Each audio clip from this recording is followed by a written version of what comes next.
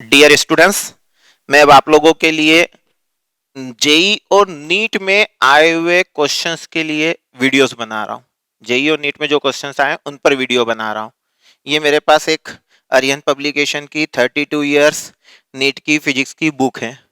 अभी मैंने आपको केवल बेसिक मैथमेटिक्स पढ़ाया है और फिजिक्स भी केवल उतना ही पढ़ाया है जो आप 9th-10th में पढ़कर आए हैं। अब मैं आपको बताऊंगा एक साथ एक चैप्टर के मैं 10 क्वेश्चन नीट के करवाऊंगा जो पिछले सालों में आए हुए हैं। 2017 में कोई क्वेश्चन, 2016 में कोई क्वेश्चन, 2015 में आए हुए हैं और आप अपने बेसिक नॉलेज के आधार पर उनको कर सकते हैं सॉल्व।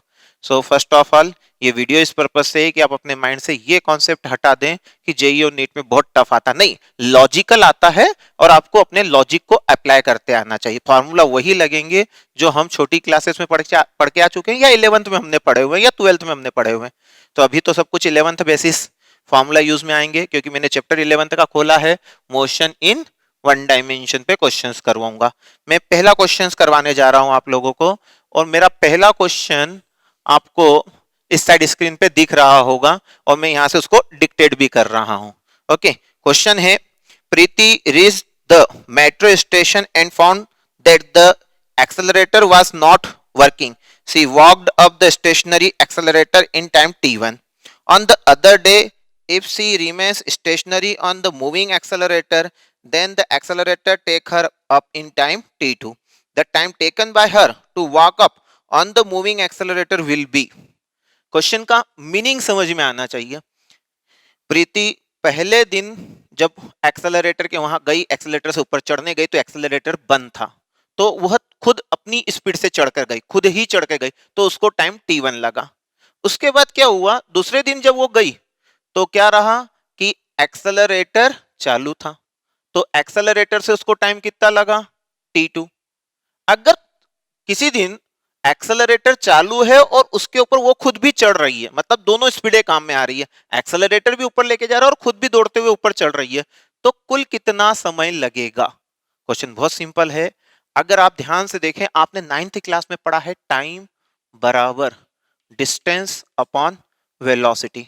डिस्टेंस तीनों केस में, जब एक्सेलरेटर चालू है, जब खुद चढ़ रही ऊपर, या दोनों ही केस में डिस्टेंस तो सेम है। आप मान लीजिए कितनी हाइट कवर कर रही है, h, और यहां पर वेलोसिटी कौन सी लेंगे, लास्ट वाले केस में, क्योंकि एक्सेलरेटर भी चालू है और खुद भी चढ़ रही है, तो खुद की वेलोसिटी को v1 मान लिया, ठीक है, और एक्सेलरेटर की वेलोसिटी को क्या मान लिया, v2 मान लिया। बस अब आपको पहले v1 निकाल के रखना चाहिए।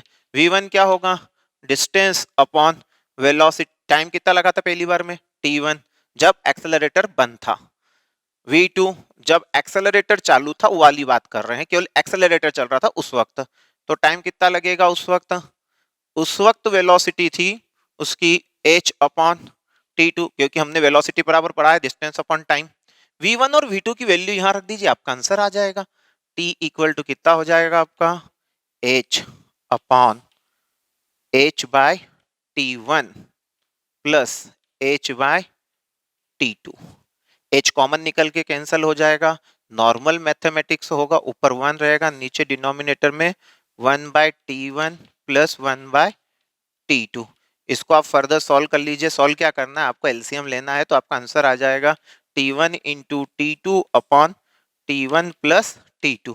आप देखिए यहाँ पर आपका जो ऑप्शन होगा, इस जगह जहां पर कहीं ऑप्शन दिख रहे होंगे आपको, ऑप्शन नंबर सी आपका सही है।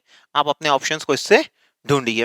ओके, सो नाउ अब मैं आपको, ये मेरा 2017 में नीट का क्वेश्चन है और ये पहला क्वेश्चन है यहां से। अब हम आगे बढ़ते हैं और अब सेकंड क्वेश्चन की ओर जाते हैं। देखते चलिए, बहुत इजी क्वेश्चंस हैं आपके। सेकंड क्वेश्चन, इस बुक का ये सेकंड क्वेश्चन है, मोशन इन वन डायमेंशन का। एक इक्वेशन दी गई है जिसमें वेलोसिटी को रिप्रेजेंट किया है। वेलोसिटी इक्वल टू दिया हुआ at plus bt square. Question क्या है, मैं पहले वो पढ़ दूं। If the velocity of a particle is v equal to at plus bt square where a and b are constant, then the distance traveled by it between first and second मतलब पहले second से दूसरे second के बीच में कितनी दूरी cover की जाएगी, कितना डिस्प्लेसमेंट होगा, वो अपने से पूछा गया है। ठीक है, सिंपल सी बात है। वेलोसिटी को क्या लिखते थे आप, dx बाय dt। एम आई राइट? मैंने आपको इंटीग्रेशन सिखाया है, यहाँ वही काम आने वाला है। at plus bt square, dt को क्रॉस मल्टीप्लाई कर दें, dx इक्वल टू कितना हो जाएगा आपका, at dt plus bt square dt। अब उन्होंने अपने से डिस्प्लेसमेंट एक फिक्स्ड टाइम के अंतर्गत पूछा है। कौन से टाइम के अंतर्गत पूछा है, फर्स्ट सेकंड से सेकंड सेकंड के बीच में। तो इसका इंटीग्रेशन कर दे, टाइम की लिमिट फर्स्ट से सेकंड सेकंड कर दें। और आप मान लीजिए जब आपने फर्स्ट सेकंड पे था, आपकी पोजीशन इनिशियल x1 थी, जब फाइनल थी तो वो x2 थी। dx का इंटीग्रेशन करेंगे, कितना आएगा, x lower limit x1 upper limit x2। अब यहां से a बाहर हो गया आपका, t dt का कितना होगा, t स्क्वायर बाय 2। क्या होगा आपका, कौन बाहर आया, यहाँ से a बाहर आ गया, और इसका कितना हो गया, t स्क्वायर बाय 2। लिमिट कहां से कहां तक, 1 से 2 तक, प्लस यहां से b बाहर हो जाएगा आपका, और t की पावर कितनी हो जाएगी, इंटीग्रेशन के बाद एक पावर बढ़ जाती है, t स्क्वायर था तो t क्यूब हो जाएगा, डिनोमिनेटर में 3 आ जाएगा, लिमिट 1 से 2 हो जाएगी। हो सकता है किसी साल किसी क्वेश्चन में बोल दे कि दूसरे से तीसरे सेकंड में, पांचवें से फिफ्थ से सेवंथ सेकंड में, तो लिमिट उस हिसाब से यूज कर ली जाती है। अब यहाँ से a बाय 2 ये हो गया, 2 बाहर आ गया।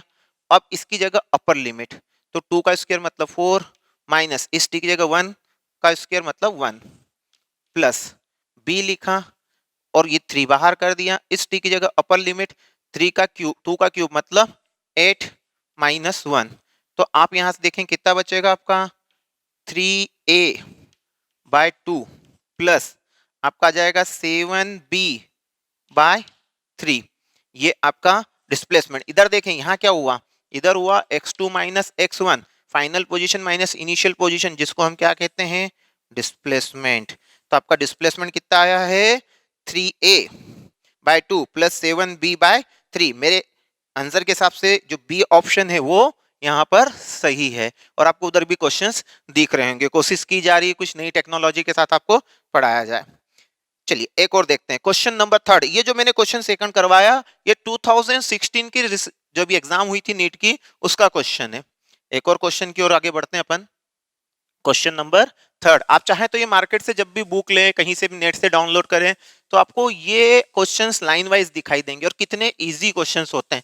आपको इंटीग्रेशन डिफरेंशिएशन पर थोड़ी सी मेहनत करना है, और बेसिक फॉर्मूलों को याद रखना है। क्वेश्चन नंबर 3, कौन सा क्वेश्चन आएगा आपका, 3rd क्वेश्चन। क्वेश्चन नंबर 3 में क्या दिया हुआ है, two cars P and Q, दो कारों के नाम दे दिए P and Q, starts from a point at the same time in a straight line and their positions are represented by, जो कार X है उसकी पोजीशन रिप्रेजेंट की जा रही विथ रेस्पेक्ट टू टाइम बताया गया है, वो है AT प्लस BT स्क्वायर, और जो कार Q है उसकी position with respect to time T दूसरी इक्वेशन दे रही है, वो है FT माइनस T स्क्वायर।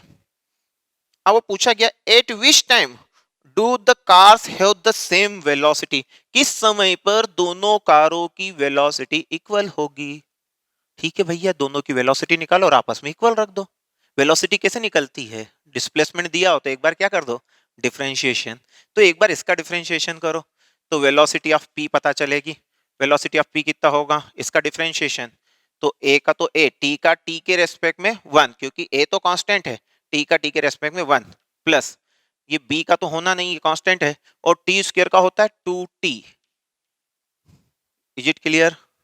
चलिए अब हम किसकी वेलोसिटी निकालेंगे, velocity of q। Velocity of q मतलब इसका डिफरेंशिएशन। ओके, ये पोजीशन बता रहा है, ये डिस्प्लेसमेंट वेक्टर है, एक बार डिस्प्लेसमेंट वेक्टर का डिफरेंशिएशन कर दो तो वेलोसिटी आ जाती है। इसका करो कितना आएगा आपका, ft का करोगे कितना आएगा f, क्योंकि t का t के रेस्पेक्ट में 1 माइनस t स्क्वायर का कितना हो जाएगा 2t। अब वो कह रहा है कि दोनों आपस में इक्वल हो जाए, वो समय क्या होगा, तो दोनों को आपस में इक्वल रख के तो देखो क्या होता है। तो हमने क्या किया, यहाँ से a plus 2bt equal to क्या लिख दिया, f माइनस 2t। अब यहां से माइनस 2t को इधर ले गए हम लोग, ओके, और a को इस तरफ ले आए, तो 2bt plus 2t equal to कितना हो जाएगा आपका f माइनस ए, क्योंकि a उधर से इधर आ गया है। अब थोड़ा सा हम इधर आ जाते हैं, नीचे नहीं जाते हैं। यहां से हमने 2t को कॉमन निकाल लिया। क्या निकाल लिया? 2t को। अगर चाहो तो आप केवल t कॉमन निकालो। t कॉमन निकला, कितना बचा आपका 2b प्लस 2 इक्वल टू कितना आ गया f माइनस ए। अपने को t पता करना था किस समय पर दोनों इक्वल होंगे, तो यहां से टाइम पता चलने लग गया। f माइनस ए अपॉन कितना आ गया 2b, चाहो तो कॉमन निकाल लो, 2b प्लस 1 लिख सकते हैं हम लोग इस प्रकार से, नहीं तो 2 अंदर रह सकता है। तो अगर हम यहाँ से एक ऑप्शन देखें तो मेरे ख्याल से option number D, f minus A upon 2 1 plus B, तो हमारा ऑप्शन नंबर जो था वो डी सही था। और ये भी नीट 2016 का क्वेश्चन है। तो आप देखिए, first of all remove the horror from your mind. सभी क्वेश्चंस इजी हैं। आप मेरे स्टार्टिंग के वीडियो इंटीग्रेशन डिफरेंशिएशन को 2-3 बार करें तो आपका काम हो जाएगा। मैं क्वेश्चन नंबर 4 की ओर आपको ले चलता हूं। चले क्वेश्चन नंबर 4 की ओर। यस, अब तो आप में एनर्जी आ गई नीट के क्वेश्चनों को करते करते। ऐसा लग रहा है कि नीट के क्वेश्चन तो इजी होते हैं। यस, इजी होते। थोड़ा सा कॉम्प्लिकेशन जेई के क्वेश्चनों में अवश्य होता है, थोड़ा सा मेस वहां लगने लग जाता है, क्योंकि जेई जनरली मेस के बच्चे दे रहे हैं। जो मेस का बच्चा दे रहा है जेई, तो उसमें थोड़ा सा मेस तो डलेगा ही डलेगा। एक दिया हुआ है अ पार्टिकल ऑफ यूनिट मास। मैं कौन से क्वेश्चन पे चल रहा हूँ बेटा? आपके बुक के 4th क्वेश्चन पर चल रहा हूँ। A particle of unit mass undergoes one dimensional motion such that its velocity varies according to. अब उन्होंने वेलोसिटी को x का फंक्शन दे रखा है, मतलब x बदलेगा तो वेलोसिटी बदलेगी। अच्छी बात है। क्या दे रखा है? Beta x to the power minus 2n, where beta and n are constant. हमारा ये बीटा और n क्या है? कांस्टेंट है। And x is the position of the particle. The acceleration of the particle as a function of x is given by। अब अपने को acceleration लाना है। अरे मजाक की बात है, आपको वेलोसिटी दिया है, आपको क्या लाना है? एक्सेलरेशन। क्या किया जाए, कैसे किया जाए, समझाओ। आप बताओ हमको इस क्वेश्चन को कैसे करें। थोड़ा सा मैं रुकता हूं और आप इसको करने की कोशिश करें। चलिए करिए, लगाइए दिमाग, लगाइए, आप करिए। यस, तो यहां पर क्या दी है? Velocity is the function of x, displacement का फंक्शन है, और इक्वल टू क्या दिया है? Beta x to the power minus 2n, और लाना है एक्सेलरेशन। अब मैं आपको समझाता हूँ। एक्सेलरेशन ए इक्वल टू हमने पढ़ रखा है डीवी बाई डी टी, मतलब टाइम के रेस्पेक्ट में डिफरेंशिएशन, और यहाँ तो टाइम है ही नहीं, तो ये तो हमारे लिए गड़बड़ हो जाएगी। तो आपको याद हो मैंने थर्ड इक्वेशन ऑफ मोशन का प्रूफ करवाया था, थर्ड इक्वेशन ऑफ मोशन का, तो वहां पर कुछ इस प्रकार से एक एक्स्ट्रा स्टेप की थी। ए इक्वल टू लिखा था dv by d t into one, और वन की जगह लिख दिया था d x by d x. और फिर क्या किया था? इस dx को dt की जगह और dt को dx की जगह लाया था मैं। तो क्या हो गया था? dv बाय dx इंटू आ गया था dx बाय dt, और dx बाय dt को हम वेलोसिटी कहते हैं। क्या कहते हैं? वेलोसिटी। तो इसको हमने वेलोसिटी का v लिख दिया, और dv by dx equal to acceleration. अभी हमको क्वेश्चन में उन्होंने एक्सेलरेशन लाने को कहा, तो एक्सेलरेशन का मेरे पास फॉर्मूला आ गया है कि पहले वेलोसिटी लिखना है। तो है मेरे पास वेलोसिटी, तो कितनी है? Beta x to the power minus 2n लिख दिया मैंने। फिर एक बार वेलोसिटी का डिफरेंशिएशन करना है, करता हूं मैं, डिफरेंशिएशन करता हूं। इसका वेलोसिटी का डिफरेंशिएशन करना है। ओके, तो बीटा का तो बीटा रहेगा क्योंकि कांस्टेंट है। X to the power minus 2n, तो जो पावर रहती है वो आगे मल्टीप्लिकेशन में आ जाती है। ओके, और x की एक पावर क्या हो जाती है? कम। तो -2n था, उसमें से एक क्या हो गई? कम हो गई। ये लिख दिया अपन ने। आ गया यहाँ से क्लियर? अब आपका क्या बचा हुआ है? आप यहाँ से चाहो तो क्या कर सकते हो? B square. अब पहले आपके 4 ऑप्शनों पे ध्यान दो कि यहाँ बी स्क्वायर की टर्मिनोलॉजी में है। यस, तो पहले तो माइनस आगे आ गया, माइनस आ गया, 2 था, 2 लिखा, n लिखा, -2n हो गया, beta into beta, beta square हो गया। अब x की पावर देखिए, यहाँ x की पावर -2n है और यह -2n -1 है। जब बेस सेम होता है तो पावर ऐड हो जाती है। ये भी x है, ये भी x है, तो पावर है इनकी ऐड हो जाएगी। -2n -1, इसमें आप किसको ऐड करने वाले हैं? किसको ऐड करने वाले, -2n को ऐड करने वाले। तो -2n इस -2n से जुड़ेगा तो कितना हो जाएगा, x की पावर -4n -1। आपका ये ऑप्शन ढूंढिए, ये ऑप्शन कौन सा है आपका, -2n बीटा स्क्वायर, ये आपका आ रहा है ऑप्शन नंबर बी। तो आपका ऑप्शन नंबर बी सही है। तो कुछ करना पड़ा ज्यादा नहीं, बस एक डिफरेंशिएशन था, मात्र एक डिफरेंशिएशन था और आपका नीट का क्वेश्चन हो गया। चलिए, ये नीट कौन सी क्वेश्चन में आया था, ये एआईपीएमटी में आया था 2015 की एआईपीएमटी में। तो अब अगले क्वेश्चन के लिए आप लोग तैयार रहें। हम क्वेश्चन नंबर 5 पे चलते हैं और 5th क्वेश्चन नंबर लिखा हुआ है, इफ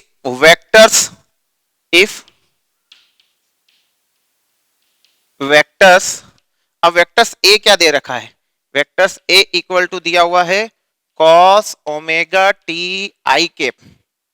आई कैप तो आप जानते हैं, आई कैप जे कैप में अब आपको वेक्टर्स पढ़ा चुका हूं, sign omega T J cap and जो दूसरा वेक्टर है बी वेक्टर, आपके पास क्वेश्चन साइड में आ रहा होगा, कुछ हमने कोशिश करी नई टेक्नोलॉजी यूज करने की, cos omega t by 2 i cap plus sine omega t by 2 j cap are functions of time, then the value of t at which they are orthogonal on each other।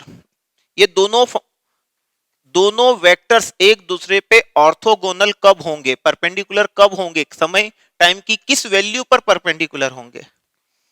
अब सोचो कि दो vector perpendicular होते हैं तो क्या होता है, उन दोनों का डॉट प्रोडक्ट क्या हो जाता है, 0 हो जाता। तो क्यों ना हम इन दोनों का क्या करें, डॉट प्रोडक्ट करें। हम निकालते हैं ए वेक्टर डॉट बी वेक्टर। अब डॉट प्रोडक्ट में आपको सिखाया था मैंने, आप देखें पुराने वेक्टर्स, पुराने वीडियोस में दिखेगा कि डॉट प्रोडक्ट में आई वाले का आई वाले के साथ और जे वाले का जे वाले के साथ। तो कितना हो जाएगा, cos omega t by 2 plus sine omega t sine omega t by 2। अब जरा यहां से ध्यान दो, आपको मैंने ट्रिग्नोमेट्री के फॉर्मूला पढ़ाए हैं स्पेशली अलग से, और उसमें ये cos a माइनस बी के फॉर्मूले पे दिखेगा, cos a cos b plus sine a sine b, ये होता है cos a माइनस बी का फॉर्मूला। मतलब ये हो गया आपका cos omega t minus omega t by 2 का फॉर्मूला। अगर cos omega t minus omega t by 2 को लिखूं तो इतना बड़ा लंबा फॉर्मेट लिखाएगा। अब मैं क्या कह रहा हूं कि क्वेश्चन में दिया गया है कि ए वेक्टर डॉट बी वेक्टर क्या है, परपेंडिकुलर है, तो ये क्या हो जाएंगे, 0। और cos में 0 कब होता है, cos में 0 कब होता है, आपको सोचना पड़ेगा। cos में 0 कब होगा, जब एंगल क्या होगा, 90 होगा। क्या होगा, एंगल 90 होगा। तो ठीक है, इसका मतलब है कि हम यहाँ कह सकते हैं, हमारे पास इसको पूरा एक्सप्लेन करने का है कि ये हो गया आपका cos 90 डिग्री होना चाहिए। 0 को मैंने cos 90 लिख दिया, इधर क्या लिख दिया, cos omega t minus omega t by 2। Is it clear. अब आप क्या चाहते हो, आपको किसकी वैल्यू चाहिए, टी की वैल्यू चाहिए। तो आप एंगल्स को क्या कर लें, आपस में कंपेयर कर लें, एंगल्स को कंपेयर करें। मतलब omega t minus omega t by 2 equal to कितना हो जाएगा, पाई बाय 2। अब आप समझते हो ओमेगा टी में से ओमेगा टी बाय 2 जाएगा तो बचेगा तो ओमेगा टी बाय 2 ही, इक्वल टू कितना आ जाएगा, पाई बाय 2। 2 से 2 क्या हो गया आपका, कैंसल हो गया। अब ओमेगा टी, आपको टी की वैल्यू लाना है, तो टी इक्वल टू कितना हो गया, pi by omega, pi by omega is equal to t. तो यहां पर हमारे पास क्या पाई बाय ओमेगा कोई ऑप्शन है, जैसे हमारा ऑप्शन नंबर सी सही चले गया।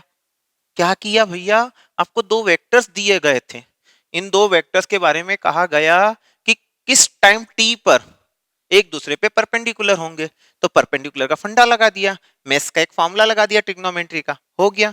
ये कौन सी जगह आया था, ये एआईपीएमटी 2015 में आया हुआ क्वेश्चन है।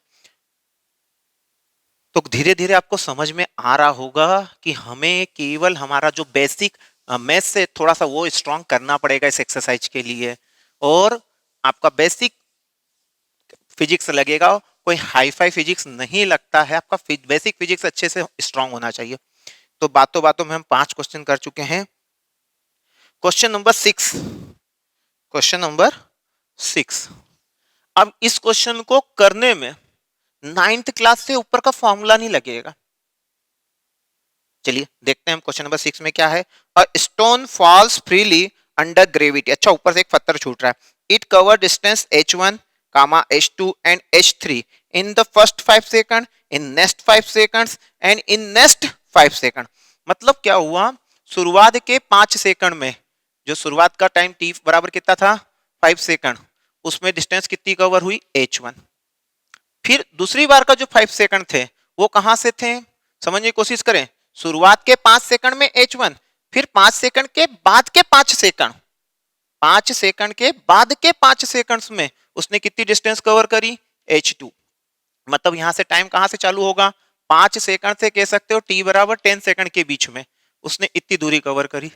और फिर अगली बार, तीसरी बार t बराबर 11 सेकंड से, ठीक है, ये 5 सेकंड तो हो चुका था, 6 से 10 में इसने h2 कवर करी और t बराबर 11 से लेकर t बराबर 15 तक में कितना कवर कर लिया h3।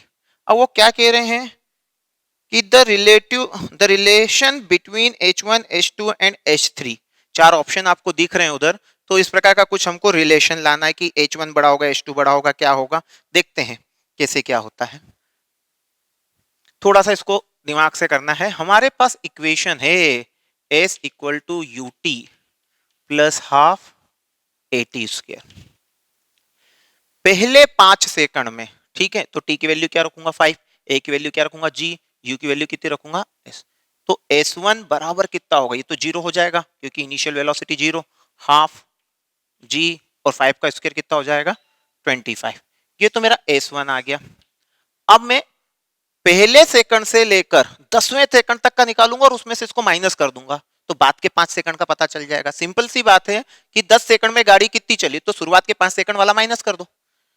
तो मैं क्या कर रहा हूं यहां पर S2 निकाल रहा हूं। S2 कैसे पता चलेगा, आप यहां पे क्या रखेंगे 10, तो U की वैल्यू 0 है, हाफ A की जगह क्या लिखेंगे G, और T की जगह क्या लिखेंगे आप यहां पर, T की जगह क्या लिखने वाले हैं, tell me what is the value of T। 10, 10 का स्क्वायर कितना होगा 100। अब आपको इसमें से इसको माइनस करना है तो H2 पता चलेगा। H2 मतलब क्या है, अगले 5 सेकंड में चली गई दूरी, तो H2 बराबर होगा S2 माइनस S1। मैं बहुत 9th क्लास के फॉर्मूले से करवा रहा हूं आप लोगों को, है ना। इसमें से इसको माइनस करूंगा तो आएगा 75 G/2। करके देख लीजिएगा माइनस, आप तो कॉमन निकल जाए, जी कॉमन निकल जाएगा, 100 में से 25 माइनस होगा तो 75 आ जाएगा। अब अपने को H3 निकालना है, ये एक्चुअली में H1 भी है अपना, है ना। अब अपने को क्या निकालना है H3। H3 निकालने के लिए पहले अपन S3 निकालेंगे। S3 कितना होगा, S3 कितना होगा, S3 मतलब 15 सेकंड्स में तय की गई डिस्टेंस, तो 15 सेकंड्स में कितना कवर करेगा, यूटी तो जीरो हो जाएगा, हाफ जी और 15 का स्क्वायर कितना होता है 225। अब आपको H3 निकालना है। H3 मतलब लास्ट के 5 सेकंड में चली गई दूरी, तो जो ये आपने चला है टोटल, उसमें शुरुआत के 10 सेकंड वाला ये जो है आपका, ये क्या कर लिया जाए माइनस, तो क्या किया जाएगा S3 माइनस S2 कर दिया जाए। तो अब माइनस 100 करोगे तो कितना हो जाएगा, आई थिंक 100 आ जाएगा, 100 जी नहीं, 100 माइनस करना है तो 125 जी अपॉन कितना आ जाएगा 2, ये H3।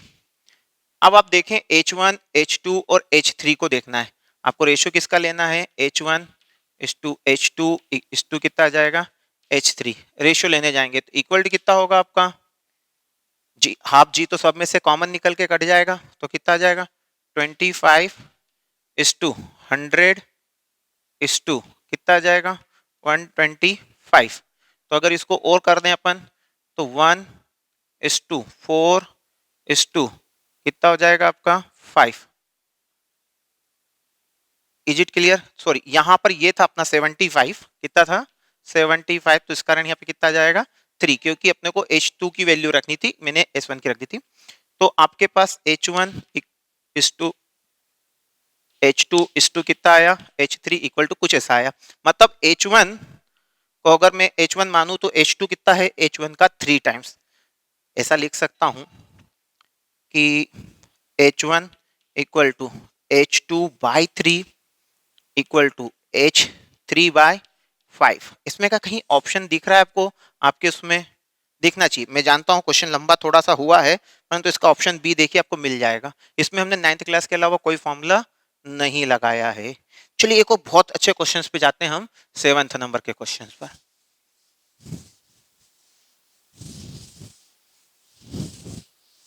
7th नंबर के क्वेश्चन में भी क्या है, बस डिफरेंशिएशन इंटीग्रेशन का खेल है। आप अपन क्वेश्चन नंबर 7 पर बात करेंगे।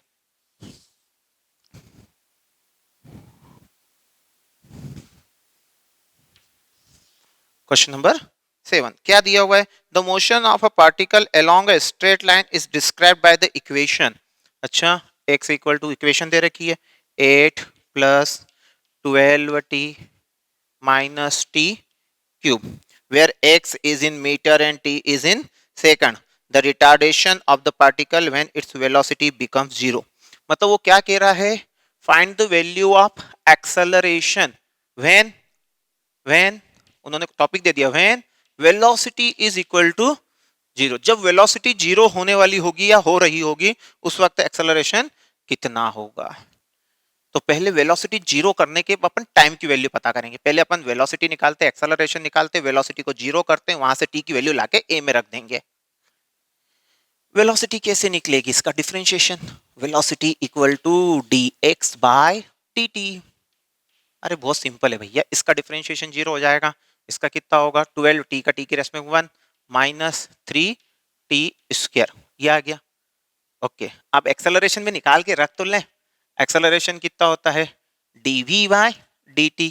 ओके, इसका डिफरेंशिएशन कर लेते हैं तो 12 का तो जीरो हो जाएगा, माइनस तो है आपका, ये 2 आगे आ जाएगा क्योंकि डिफरेंशिएशन में पावर आगे आ जाती है, तो कितनी हो जाएगी? 6 और एक पावर कम हो जाएगी, तो ये तो आ गया एक्सेलरेशन। परंतु उन्होंने अपने को कहा है कि जब वेलोसिटी जीरो हो उस वक्त तक एक्सेलरेशन पता करो, तो यहाँ let v equal to zero रखो।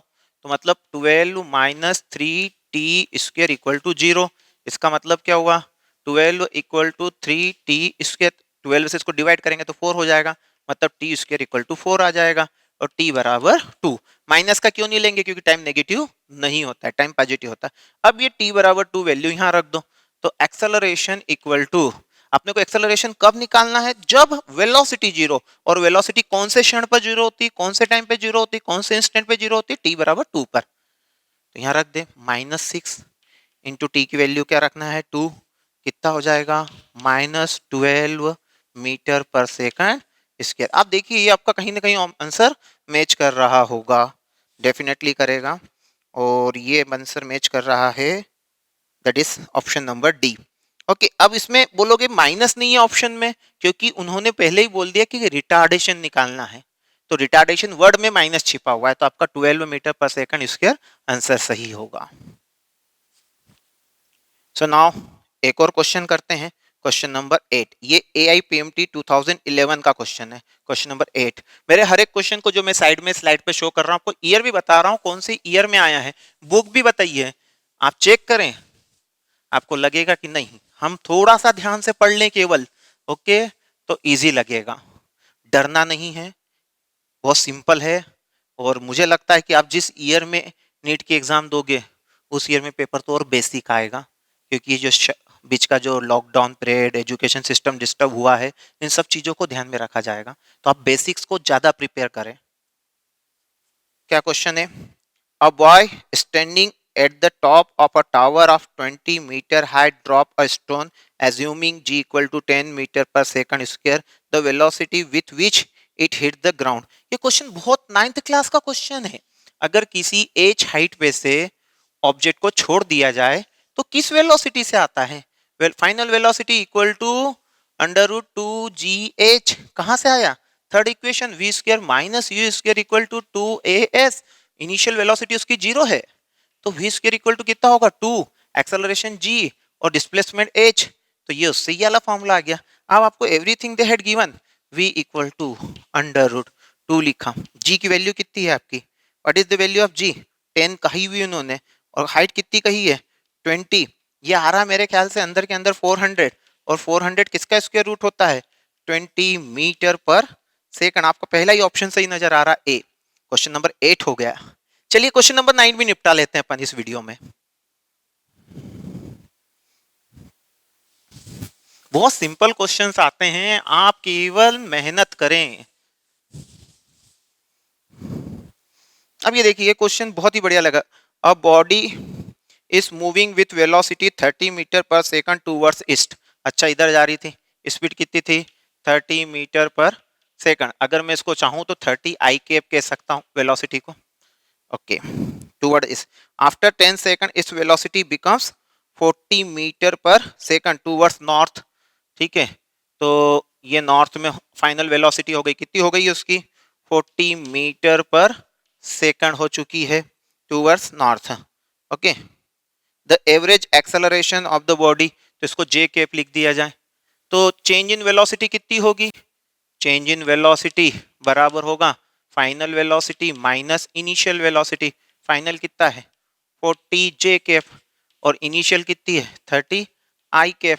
आप इसका क्या निकाल लो मैग्नीट्यूड और उसको डिवाइडेड बाय क्या कर दो 10, तो एक्सेलरेशन पता चल जाएगा क्योंकि टाइम कितना दिया है उन्होंने अपने को 10 दिया हुआ है। तो कैसे निकालेंगे मैग्नीट्यूड, डेल वी कैसा निकलेगा भैया अंडर रूट के अंदर 14 का स्क्वायर कितना होगा 40 का स्क्वायर कितना होगा 1600 प्लस 30 का स्क्वायर कितना होगा 900 कितना आ जाएगा अंडर रूट के अंदर 2500 आई थिंक।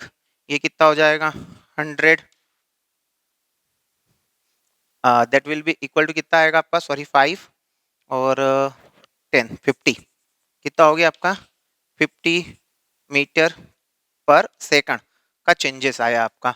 ओके नाउ इसके बाद आपको क्या करना है एक्सेलरेशन निकालना है। तो एक्सेलरेशन क्या होता है change in velocity upon time taken. तो टाइम कितना लगा है what is the time taken by the person that is 10 second. तो अब हम इसको किससे डिवाइड कर देंगे 10 से। तो a इक्वल टू कितना आया 50 divided by 10 what will be answer 5 metre पर सेकंड स्क्वायर।